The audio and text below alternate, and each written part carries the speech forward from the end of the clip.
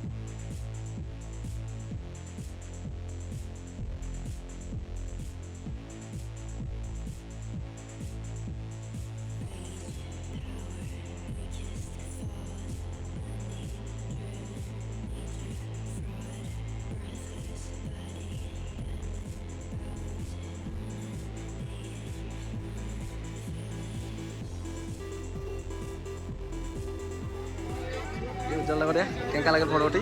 বহুত ভাল লাগিল ফটো উঠি মোক আৰু উঠিব মন যায় আছে কিন্তু বেয়া লাগে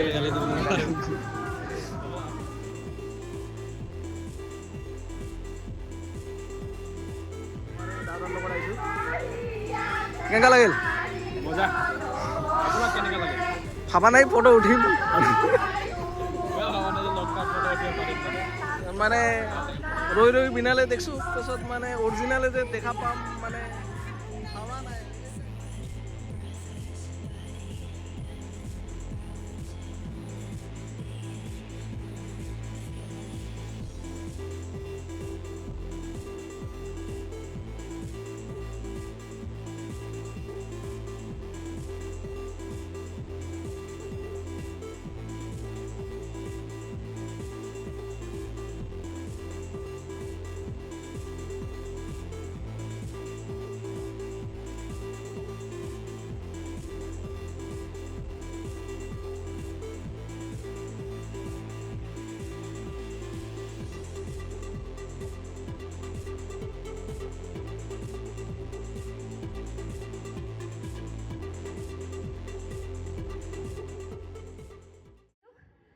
আৰু এইবাৰ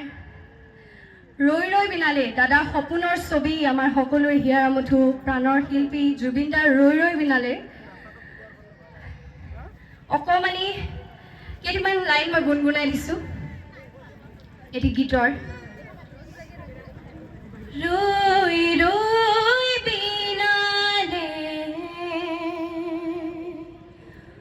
ৰৈ ৰৈ বিনালে ৰৈ ৰৈ বিনালে ৰৈ ৰৈ বিনালে সুৰৰে লৈ আহে ভাহি নতুন বাতৰি পাই চকুৰে সপোন আজি চকুলোৰে চকু সজাই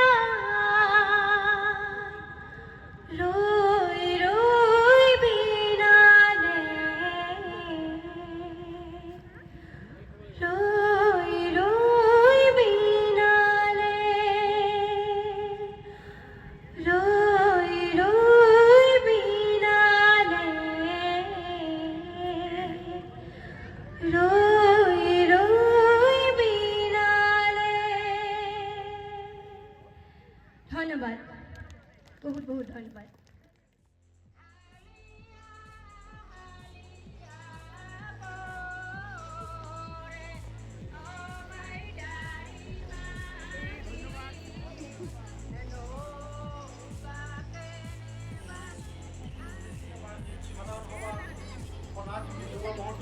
মুকলি সভা এই মুকলি সভা অসমৰ বিভিন্ন প্ৰান্তৰ পৰা দাদা চেৰিয়া মালক দাদা যুৱ ছাত্ৰ সন্থাৰ সভাপতি খবৰ চবৰ ক খবৰ চবৰ একদম মজা মোবাইল চাং হৈ গ'ল পাছত হা পাছত কেইটামানত আছে মই আহিছোঁ কেইটামান আমাৰ প্ৰতিটো 7টামানত আছে কেইটালৈকে থাকিবি 7টা বজাত আহিছোঁ আমাৰ সদৌখন নাজিৰ ছাত্ৰ সন্থাৰ পৰ্যবেক্ষকৰ সাধাৰণ সম্পাদিকা নিশ্চিত আছে তেখেতক মঞ্চত আহিবৰ কাৰণে হয় নেকি? অনুৰোধ কৰিছোঁ আৰু লগে লগে তেখেতক ক খবৰ চবৰ কি ক'ম আজি আহিলোঁ এইফালে ঘূৰিবৰ কাৰণে বিশেষকৈ আমি একেলগে বসবাস কৰোঁ গুৰু ঘৰখনত প্ৰত্যেকটো জাতি জনগোষ্ঠীয়ে ঘৰ বনাইছে ঘৰত একো নাই মানে পিছত আৰু এইটো কি ঘৰ বনাইছে বা কি জনগোষ্ঠীটো আগতে ঘৰ বিলাক এনেকা আছিল চাগে অন্য জাতি জনগোষ্ঠীৰ লগত সমান ধুনীয়া ধুনীয়া বনাইছে যেনিবা একেলগে চলিব পৰা মন্দিৰ পৰিৱেশ পূজা কৰাৰ কাৰণে বাকী আগতে চেম মন্দিৰ আছে সৃষ্টি কৰিবৰ কাৰণে তেখেতসকলে আন্দোলন কৰি আছে বসবাস কৰা প্ৰত্যেকটো এইফালে চব মিটিং হৈ আছে পুত্ৰসকল মিটিং হৈ আছে নিজৰ স্বাভিমান অটুট ৰখাৰ কাৰণে আমি ৰাজপথত ওলাই আহো কিন্তু শেষত আমি দেখিবলৈ পাওঁ যেতিয়া ঘৰলৈ উভতি যাওঁ ৰাজপথৰ পৰা আন্দোলন কৰি বহুত ঘূৰিলো বহুত ঘূৰিলো বিশেষকৈ এই অঞ্চলৰ আমাৰ এতিয়া ঘৰত যাব খিলঞ্জীয়া লাগিব আৰু ভূমিপুত্ৰসকল ঘৰত যেতিয়া আমি ঘূৰি আহো বা কোনোবাই ল'ৰা ছোৱালী যদি কলেজত যদি শিক্ষা লাভ কৰিব যায় তাৰ পৰা ঘূৰি অহাৰ পিছত নিজে বেলেগক ক'ব নোখোজিম বেলেগের যদি কথা আমি বেশি চিন্তা করে থাকো আজি যি আমি এটা অনুষ্ঠান করছো এই অনুষ্ঠান 20 বছর পাছত কৰিব নাপাৰিম বিলাসীপাৰাৰ সম্পাদক গণেশ চন্দ্ৰ নাথ তেখেতক মঞ্চলৈ আহিবৰ কাৰণে অনুৰোধ কৰিছোঁ এগৰাকী সাংবাদিক বন্ধু তথা আছুৰ প্ৰাক্তন কৰ্মী অভিনাশ শীল ডাঙৰীয়া আমাৰ মাজত আছে তেখেতকো মঞ্চত আহিবৰ কাৰণে অনুৰোধ কৰিছোঁ আৰু প্ৰতিগৰাকী সন্মানীয় বন্ধুসকলক নাট যোগী এখন গামোচা আৰু এটি স্মাৰকেৰে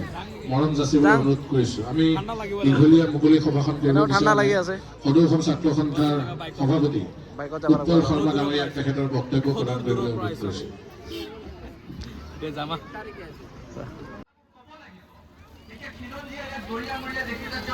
প্ৰতিনিধি উপস্থিত হৈ আছে এই জনগাঁথনি পৰিৱৰ্তনৰ আগ্ৰাসনৰ আটাইতকৈ ডাঙৰ ভুক্তভোগী আমাৰ খিলঞ্জীয়া অসমীয়া মুছলমানসকলো এই কথাটো আমাক উপলব্ধি লাগিব কাৰণ আপোনালোকে মনত ৰাখিব মই তথ্যগতভাৱে কৈছোঁ 1991 চনৰ পৰা 2011 চন